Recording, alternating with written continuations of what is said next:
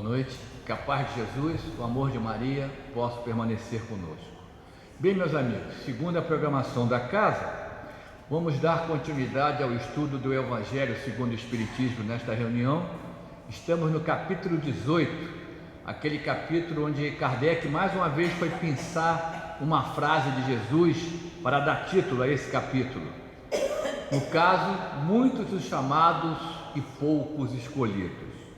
E especificamente a programação da casa nos coloca hoje diante do estudo do tópico muito se pedirá a quem muito recebeu. São 3 itens do 10 ao 12.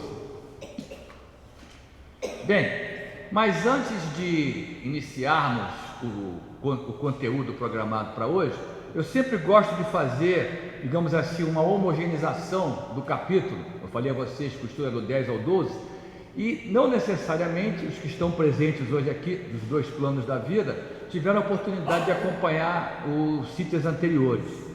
Então, em relação ao título do capítulo, muitos os chamados, poucos escolhidos, o Kardec, no item 2, que no item 1 ele traz o trecho evangélico, ele comenta o conteúdo da parábola. É aquela parábola do festim das bodas.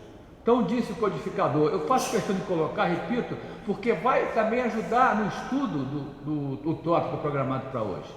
Disse Kardec, Jesus compunha suas parábolas de acordo com os hábitos mais vulgares da vida e as adaptava aos costumes e ao caráter do povo a quem falava. Então esse é o ponto central, conforme precisamos entender as passagens do Mestre. Já escutaram em outros estudos da doutrina espírita a seguinte situação: nós hoje aprendemos a estudar a doutrina que somos ainda espíritos imperfeitos. Sim, estamos progredindo, não tenha dúvida, né? Lembrando da escala espírita, chegaremos ao cume, né? ao estágio de espíritos puros, perfeito, mas no momento ainda somos espíritos imperfeitos. Imaginemos então uma situação há 2000 anos, tá certo? Onde o patamar evolutivo dos então encarnados, de repente algum de nós poderíamos estar lá, né? Era ainda, digamos assim, mais primitivo que o nosso, especificamente no aspecto moral. Até a gente pode dizer que no aspecto intelectual, a gente sabe que em todos os séculos sempre existiram expoentes, né? E a gente pensando na antiguidade clássica, né, greco-romana, a gente sabe que aconteceram expoentes. Falando muito longe, aqueles que Kardec faz questão de colocar na introdução do Evangelho segundo o Espiritismo, ao dar aquele título, Sócrates e Platão, precursores da ideia cristã, precursores do Espiritismo. Perfeito, mas o lado moral era ainda mais atrasado que o nosso, né? Não era uma surpresa porque aprendemos na parte 3ª do Livro dos Espíritos, aquela parte das leis morais, as leis naturais, as leis divinas. E uma delas, a 7ª, é a lei do progresso, tá certo? Então, seguimos avançando, hoje ainda atrasados na caminhada, mas seguimos avançando, se compararmos com a situação de há 2000 anos, por exemplo. Então, essa situação, Jesus falava uma linguagem em que aqueles companheiros ao redor dele pudessem entender. Não adiantava ele falar uma linguagem para os sábios gregos, queria adiantar, se a população não tinha ainda aquele patamar, especialmente naquela época, né? O conteúdo intelectual era mais restrito a esses companheiros que tinham, digamos assim, entre aspas, eram iniciados, tiveram a chance de avançar nesse campo. Então o chamado povão não tinha essas luzes ainda. Então o mestre, como Kardec comenta aqui, falava a linguagem do povo, tá certo? Para que todos pudessem entender. Continua Kardec. A maioria delas, né, dessas parábolas, tinha por objeto fazer penetrar nas massas populares a ideia da vida espiritual. Esse sempre foi o foco de Jesus. E a doutrina espírita nos orienta, mostrando sim a presença no plano físico é fundamental. É aqui que nos acertamos com as leis divinas, mas sempre com foco aonde? No retorno à pátria espiritual. Chegar aquele momento que o retorno é definitivo, sem mais necessidade de espiar qualquer erro anterior. Então, parecendo dessa forma, diz o Kardec, muitas das palavras ininteligíveis quanto ao sentido. Por quê? Apenas por não se colocarem nesse ponto de vista aqueles que a interpretam. Essa é a situação, meus amigos, que eu vou complementar o que eu já comentei. Imaginemos, nós queremos hoje, século XXI, numa metrópole como é o Rio de Janeiro, entender o que o mestre falava para aquele pessoal. Já me referi ao estágio evolutivo deles, e digo mais, aqui estamos numa metrópole, lá eram aldeias, era nesses locais que o mestre se dirigia à população. Então não adianta você querer, com o pensamento de hoje, com as luzes que a maioria de nós possui hoje em dia, né, querer aplicar literalmente o que o mestre disse naquela época. É isso que o Kardec está chamando a atenção, tá certo? E disse ainda, aí eu vou fazer um comentário dizendo o seguinte: Kardec, nos itens que vão vir agora adiante, eu falei que esse é o 2, mas o estudo hoje começa do 10 ao 12. Entre o item 2 e o 10, os itens que Kardec comentou e que já foram estudados aqui em reuniões anteriores, Kardec frisava o valor que Jesus dava àqueles que, recebendo através dele, eu sempre gosto de dizer isso, dos ensinamentos e, mais que isso, dos exemplos de Jesus. Porque alguém pode perguntar, mas peraí, Jesus foi um enviado divino, e os que antecederam a ele, por que não tiveram o sucesso que o mestre teve, embora fossem também preparados no plano espiritual? É fácil de responder, porque o mestre não se limitou a falar das leis divinas, não se limitou a nos doutrinar, digamos assim. O mestre fez questão de exemplificar lição por lição. E para contextualizar e ratificar isso, eu me lembro, vocês sabem que Kardec desencarnou em 31 de março de 1869. Exatos 30 dias após, no dia 30 de abril de 1869, ele se manifestou na Sociedade Parisiense de Estudos Espíritas. Esse texto está na Revista Espírita. E lá Kardec falava isso, mais ou menos. Claro, ele era um literata, a bagagem de Kardec todo mundo conhece. Então ele dizia o seguinte: os livros são importantes, as brochuras são fundamentais, aquele termo que se usava naquela época. Mas ele dizia: o mais importante, o fundamental no processo educativo é o exemplo. É exatamente isso que eu faço questão de mencionar, da diferença de Jesus para os que o antecederam na programação divina, preparando a humanidade terrestre para a chegada do Messias. Bom, então Jesus, nesses itens seguintes a no item 2, Kardec realça que Jesus valoriza aqueles que receberam através dele os ensinamentos, mais do que receber, os adotam, se transformando internamente. Muitos gostam de falar reforma íntima, talvez não pegue bem reforma, acho melhor dizer transformação íntima, transformação interna de cada um. Sabemos que reencarnamos para isso, né? Para nos depurarmos, para nos purificarmos, que isso vai significar o quê? Evolução de cada um de nós. E Kardec chama a atenção que Jesus também menciona nesses itens que eu estou me referindo, ele faz um alerta da necessidade da prática, porque é comum, especialmente no estudo da doutrina espírita, que quase sempre você tem a chance, se não for exatamente uma lição de Jesus, você tem como incluí-la no estudo daquele dia, mas não basta que nos emocionemos, não basta que nos inebriemos com os exemplos de Jesus, com a ternura, com o amor que o mestre exalava. O mestre nos pede que nós coloquemos isso em prática. É muito fácil você achar maravilhosas as palavras de Jesus, mas o importante qual é? Na hora do testemunho, você mimetizar o exemplo do mestre. E é isso que Kardec chama a atenção nesses itens seguintes e acrescenta, né? Vai começar a falar agora, chegando no tópico que a gente vai estudar, os tópicos que a gente vai estudar hoje, aquele que recebeu. E quando a gente fala aquele que recebeu, que é o primeiro grupo que está na frente, né? Na atualidade, somos nós os espíritas, não é isso? Que como Jesus prometeu, ele disse que iria pedir ao Pai para enviar um novo Consolador, não é isso? Sabemos nós, já aprendemos isso, que o Mestre, quando esteve fisicamente presente entre nós, não pôde ser explícito em todos os pontos. Já coloquei aqui as razões, tá certo? Não preciso repetir. Mas justamente, aquilo que ele deixou de certa forma implícito, ele garantiu: vou pedir ao Pai para que o novo Consolador seja enviado. E na segunda metade do século XIX, aportou no planeta, naquele momento em que a humanidade terrestre já tinha um patamar intelectual mais desenvolvido do que lá há 2000 anos, né? Aportou o quê? O Consolador prometido, o Evangelho redivivo, a doutrina espírita, né? E aí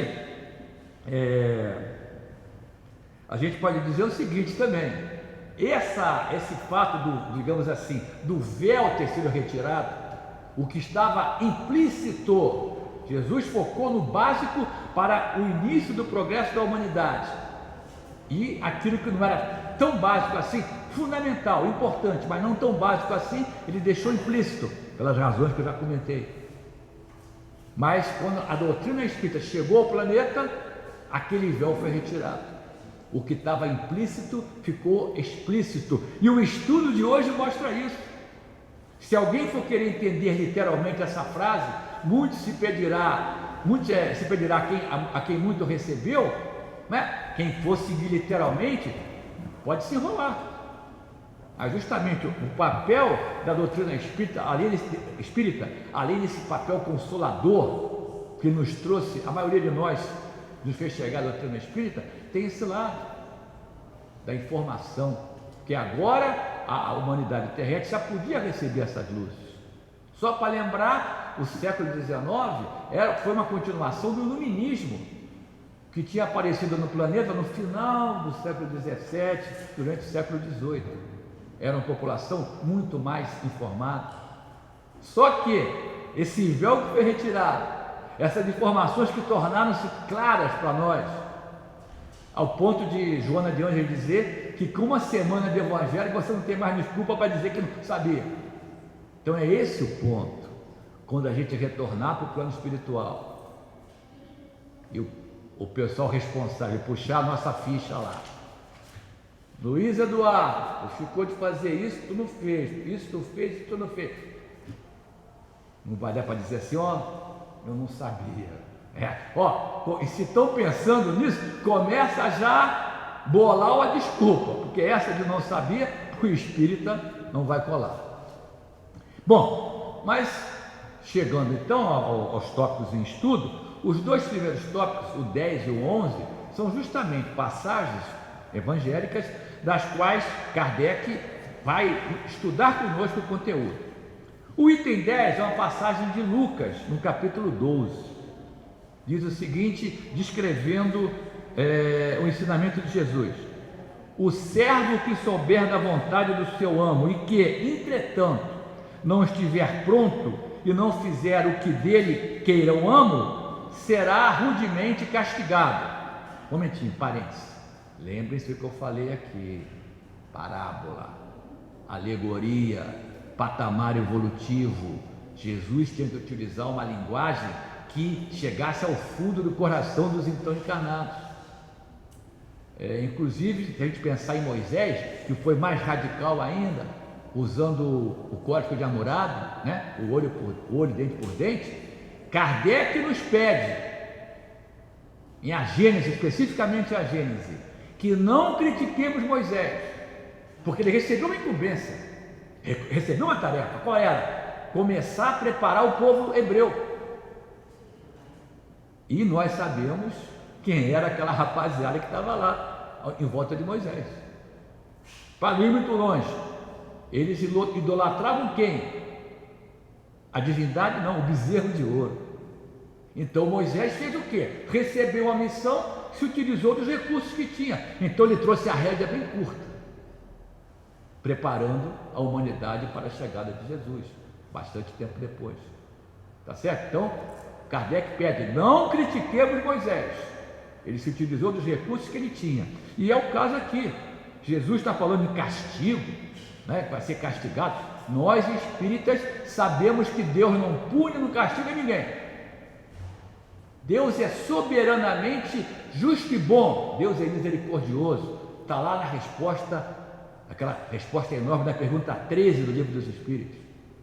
Tá certo? Sabemos, como nos ensina o céu e o inferno, que depois que cometemos uma infração à lei divina, não tem outro caminho, Kardec nos ensina isso, do que passar por 3 estágios.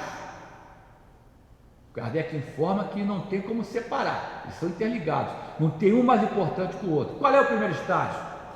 Arrependimento sincero. Depois, nós vendo o erro que cometemos, o dano que causamos a nosso irmão ou aos nossos irmãos, pedimos para passar pela segunda etapa. Qual é? Expiação. Para em seguida, mais adiante, essa é a etapa mais sublime. É o que? Reparação. Quando você volta junto daquele a quem você havia feito mal, mas agora é para fazer o bem. Então, nós espíritas sabemos disso.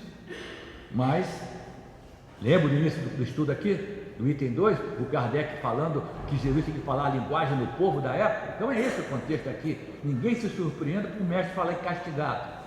Segue ele. Mas aquele que não tenha sabido da sua vontade e fizer coisas dignas de castigo, menos punido será. Já comentei. E acrescentou, na frase que dá título ao estudo: muito se pedirá àquele a quem muito se houver dado, e maiores contas serão tomadas àquele a quem a mais coisas se hajam confiado. A segunda passagem é do Evangelho de João, capítulo 9.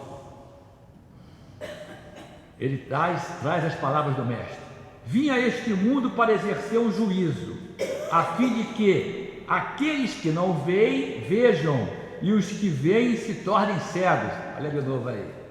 Se vai querer entender a forma literal, sem as luzes que a doutrina espírita nos trouxe, vai ficar difícil.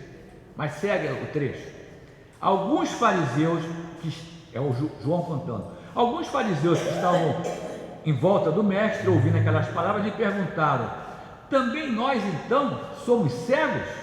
Respondeu-lhe Jesus: se fosseis cegos, não teríeis pecado, mas agora dizeis que vedes, e é por isso que em vós permanece o vosso pecado. A gente não pode esquecer que os fariseus foram aqueles companheiros que, desde que Jesus se apresentou no templo, procuravam jogar uma casca de banana no caminho do mestre, né? Tem até aquele sermão, um dos 4 sermões principais de Jesus, né? O sermão dos 8 ais, é isso? Em que Jesus se refere aos fariseus e aos escribas: ai de vós, fariseus e escribas, ai de vós, né? É uma chamada pesada para esses companheiros que tentaram minar a caminhada do mestre. Bom, então os trechos evangélicos foram esses. Não resta dúvida que, literalmente, ao procurarmos entender as passagens, fica um pouco de dúvida, fica meio complicado. Mas aí surge quem? A doutrina espírita. O nosso codificador vai agora comentar as passagens e vai trazer luzes e clarear com certeza as palavras que acabamos de escutar. Começa Kardec dizendo o seguinte: principalmente ao ensino dos espíritos é que estas máximas se aplicam. Ou seja, quem muito recebeu é quem vai ser mais cobrado. Quem muito recebeu os ensinos dos espíritos. Quem? Dos espíritos. Quem? Nós, espíritas. Por isso que eu já falei isso. Quem quer que conheça os preceitos do Cristo e não os pratique, é certamente culpado. Contudo, segue o Kardec, além do Evangelho que os contém, né, os ensinos dos espíritos, acha-se espalhado somente no seio de seitas cristãs, ou seja, esse evangelho está restrito a quem é cristão. quem segue o cristianismo. E nós sabemos que no planeta existem inúmeros irmãos nossos que ainda não seguem o cristianismo. Segue o codificador. Mesmo dentro destas, que seguem o Evangelho, Kardec faz a seguinte afirmativa: quantos há que não o leem? E entre aqueles que o leem, quantos há que não o compreendem? Kardec falou alguma abobrinha? De forma alguma, Ele conhece a humanidade, Hoje em dia nós temos esse contexto. Muitos de nós que recebemos as luzes, por exemplo, da doutrina espírita, e luzes de outras denominações religiosas que não podem ser de forma alguma menosprezadas, porque Jesus não falou que a religião A é melhor que a B ou que a C. É isso? O que Jesus falou é o que Kardec soube colocar como o logo da doutrina espírita: fora da caridade não há salvação. Tá certo? Mas quantos de nós, da humanidade, têm os conhecimentos evangélicos e, nem que seja por acomodação, não os aplicam, não os vivenciam? É esse o foco do comentário de Kardec. E ele acrescenta: resulta daí que as próprias palavras de Jesus são perdidas para a maioria dos homens, para a maioria dos seres humanos. E segue Kardec nos ensinando: o ensino dos espíritos, reproduzindo essas máximas sob diferentes formas, desenvolvendo-as e comentando-as para pô-las ao alcance de todos, tem isso de particular. Não é circunscrito. Todos letrados ou iletrados, crentes ou incrédulos, cristãos ou não, o podem receber, pois que os espíritos se comunicam por toda parte. Esse é o ponto. Aprendemos que o intercâmbio entre os dois planos da vida é contínuo. Não há interrupção. Não é isso? Por quê? Porque cada um de nós é uma verdadeira central de comunicações. Toda hora emitindo e recebendo, emitindo e recebendo. Quem é que tem que fazer a filtragem? Porque, é claro, aquilo que no meu tempo do desenho animado aparecia o personagem com um anjinho de um lado, o diabinho para o outro, é perfeito. É perfeito. Nós recebemos todos os tipos de vibração, de dica, de informação. Quem é que vai fazer o filtro se vai atender o anjinho ou o diabinho? Nós e somente nós. O filtro é nosso. Só não pode reclamar depois, porque, como já aprendemos, a vida é um processo contínuo de escolhas. Mas só tem um probleminha. Quando você faz uma escolha, o que acontece? É gerada uma consequência. Esse é o problema, Escolha em direção aos exemplos de Jesus, um tipo de consequência. Escolha contrária aos ensinos de Jesus, claro, a consequência vai ser outra. Não vai nos agradar, mas não podemos reclamar. Quem fez a escolha? Não põe a culpa em ninguém. Foi um obsessor. Negativo. Se tem um irmãozinho ou tem um irmãozinho aqui no nosso lado, aqui no nosso ouvido, é porque o que aconteceu? Afinidade, total sintonia entre o encarnado e os desencarnados que estão aqui ao nosso lado, tentando nos influenciar. A resposta da 459 do Livro dos Espíritos é claríssima. Pergunta perfeita e a resposta mais elucidativa ainda. Kardec quis saber qual o grau de influência dos desencarnados sobre nós encarnados? Qual foi a resposta? De ordinário, são eles que vos dirigem. E Paulo de Tarso, lá atrás, tinha dito a mesma coisa. Quando? Quando ele falou o seguinte: estamos cercados por uma nuvem de testemunhas. Qual é a diferença? É a mesma coisa, tá certo? Repetindo, só que com as luzes que a doutrina espírita trouxe, que o Evangelho Redivivo trouxe, que o Consolador Prometido trouxe, reduziu o nosso potencial de desculpas, tá certo? A gente já tem a informação.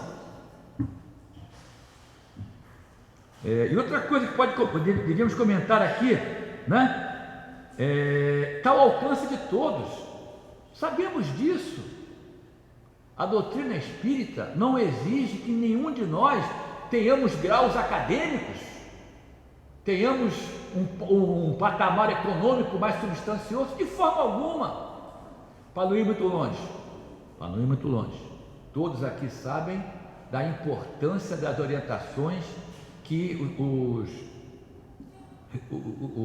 recebemos muitas vezes em casas, não posso chamar de espíritos ao pé da letra, mas em casas que trabalham a espiritualidade, não é isso? Passei aqui agora, quando vim para cá, ali perto quando atravessei da calçada Monsenhor Félix, tem uma casa de Umbanda, né?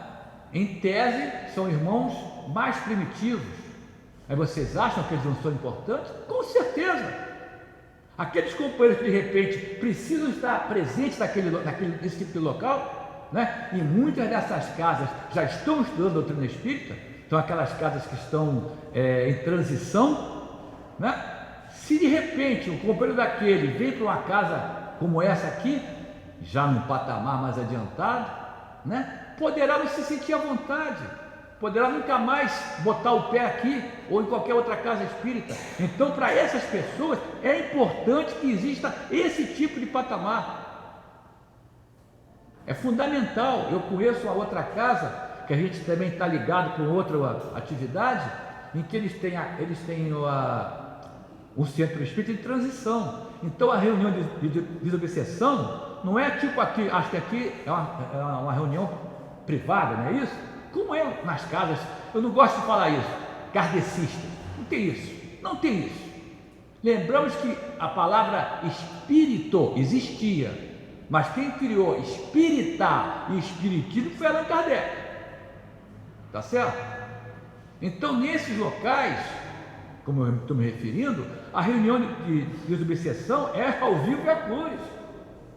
Fica o médium ali, fica até alguém atrás do médium, porque quando ele incorpora, quando o espírito sai, ele pode até cair, fica alguém atrás para segurar. Mas para aqueles irmãos que vão lá, aquela situação é a que eles precisam, necessária para eles, para o patamar que eles estão. Mas eles de repente podem até nos ultrapassar na nossa caminhada, não é isso?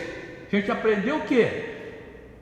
Vamos chegar à perfeição, mas se a gente vacilar numa encarnação ou outra, quem num certo momento estava atrás da gente, que vinha errando mais que nós, de repente nos ultrapassa e chega a espírito puro antes da gente.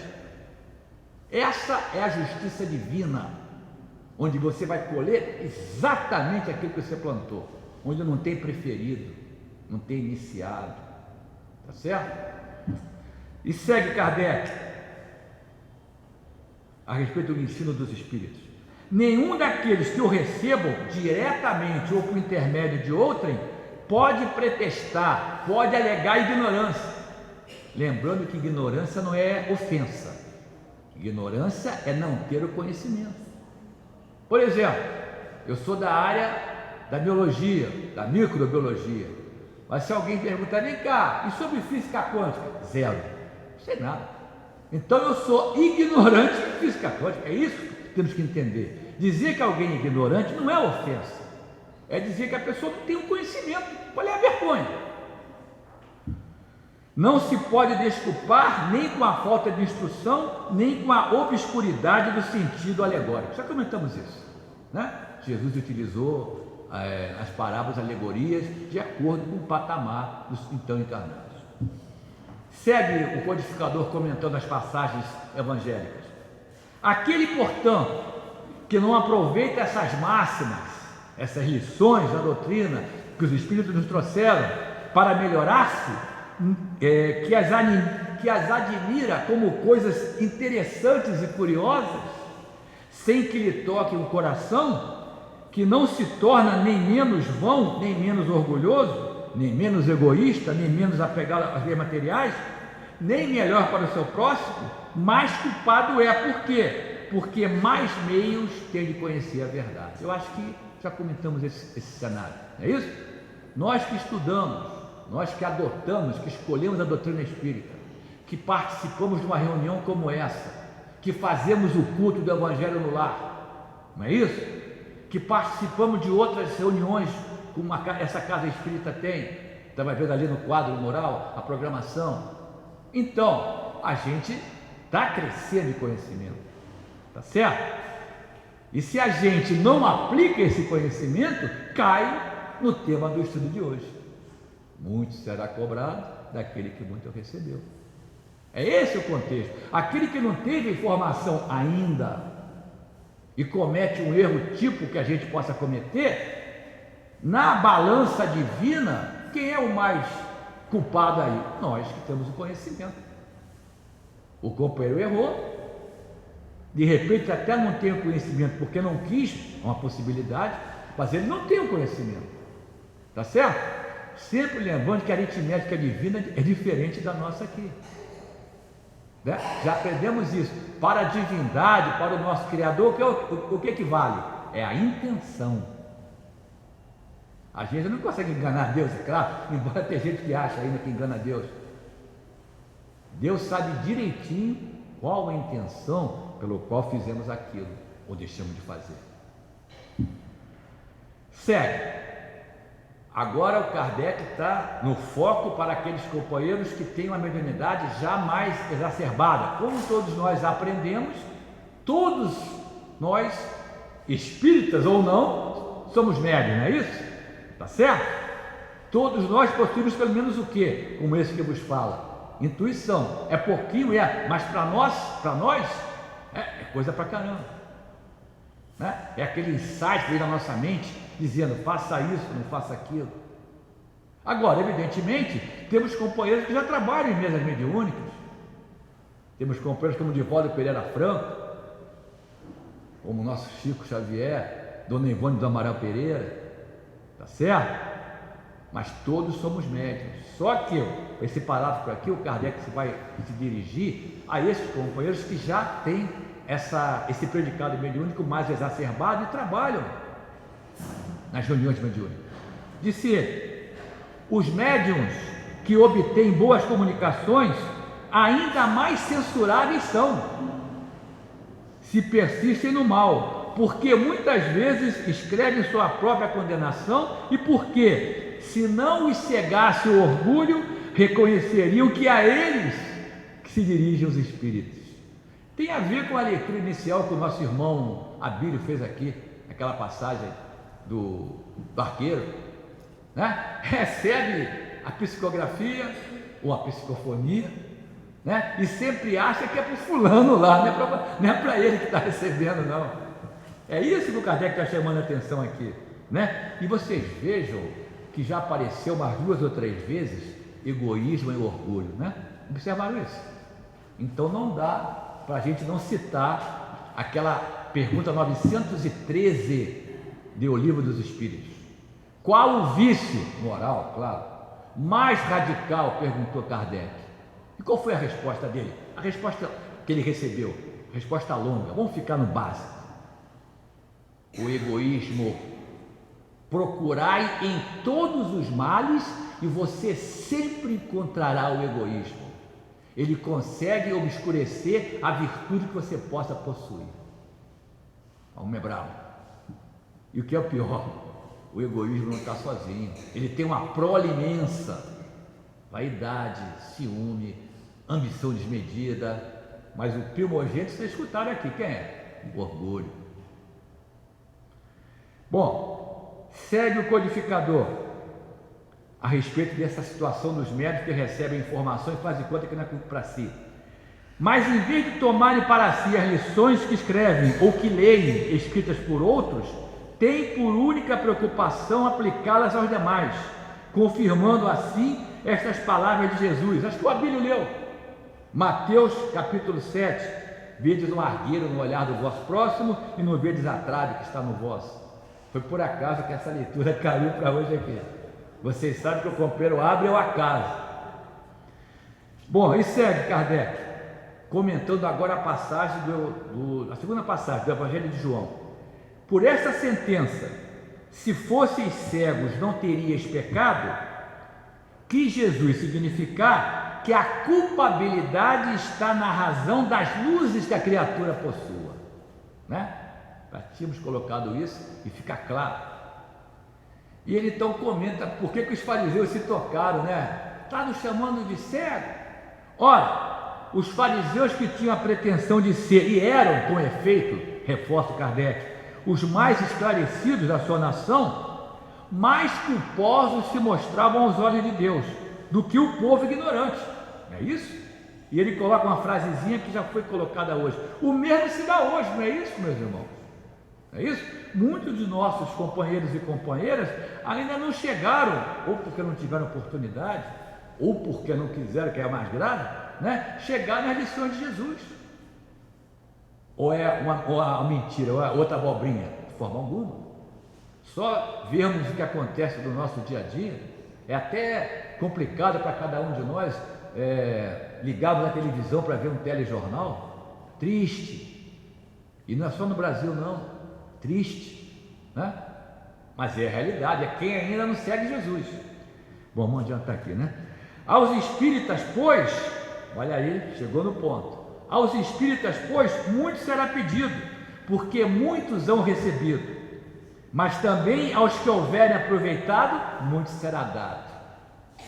O primeiro cuidado de todo espírita sincero deve ser o de procurar saber se, nos conselhos que os espíritos dão, alguma coisa não há que lhe diga a respeito. Baixa um pouco a bola, lê com atenção, observa se não tem a ver com os teus procedimentos atuais ainda. E conclui Kardec: o Espiritismo vem multiplicar o número dos chamados, pela fé que faculta, pois sabemos que a doutrina espírita não impõe nada, é uma fé raciocinada. Então, se o Espiritismo vem multiplicar o número dos chamados, né? Ampliando, também Kardec acrescenta, pela fé que faculta, multiplicará também o número de escolhidos. Que quem estuda a doutrina, quem vê o amor que emana do Pai, o amor que Jesus veio traduzir para nós aqui, Jesus veio nos trazer a pedagogia do amor. Essa foi a disciplina que ele escolheu para nos ensinar e para nos exemplificar. E aí, a gente fechando isso aqui, esses dois últimos parágrafos aqui, qual é a conclusão?